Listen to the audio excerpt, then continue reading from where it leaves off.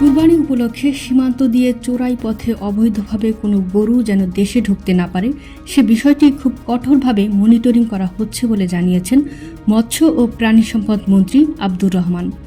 রবিবার রাজধানীর শেরেবাংলা কৃষি বিশ্ববিদ্যালয়ের ডেইরি সায়েন্স বিভাগ কর্তৃক বিশ্ব দুগ্ধ দিবস 2024 উপলক্ষে আয়োজিত অনুষ্ঠানে প্রধান অতিথির বক্তব্য প্রদানকালে মন্ত্রী একথা জানান।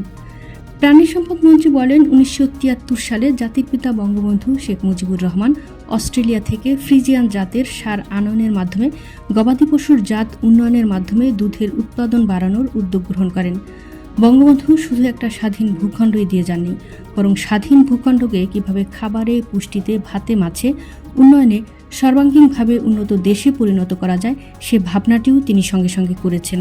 জাতির পিতার দূরদৃষ্টি, তার মানব প্রেম, শিশুদের প্রতি তার ভালোবাসা এবং পুষ্টিতে স্বয়ংসম্পূর্ণ করে এই জাতিকে একটি স্বাবলম্বী জাতি হিসেবে গড়ে তোলার যে ভাবনা তা সত্যি আমাদের সবাইকে অবাক করে দেয়।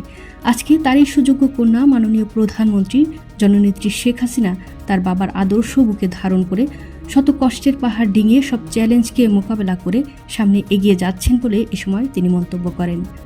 শেরেবাংলা কৃষি বিশ্ববিদ্যালয়ের animal science and veterinary medicine অনুষদের ডিন অধ্যাপক ডক্টর KBM সাইফুল ইসলামের সভাপতিত্বে অনুষ্ঠানে বিশেষ অতিথি হিসেবে উপস্থিত ছিলেন ময়মনসিংহ 5 আসনের সংসদ সদস্য কৃষিবিদ নজরুল ইসলাম, উপাচার্য অধ্যাপক ডক্টর শহীদুর রশিদ ভূঁইয়া, কোষাধ্যক্ষ ডক্টর নজরুল ইসলাম ও বাংলাদেশ কৃষক লীগের সভাপতি কৃষিবিদ সমীর চন্দ্র। নিউজ ডেস্ক, সুমনা, ভোরের আকাশ।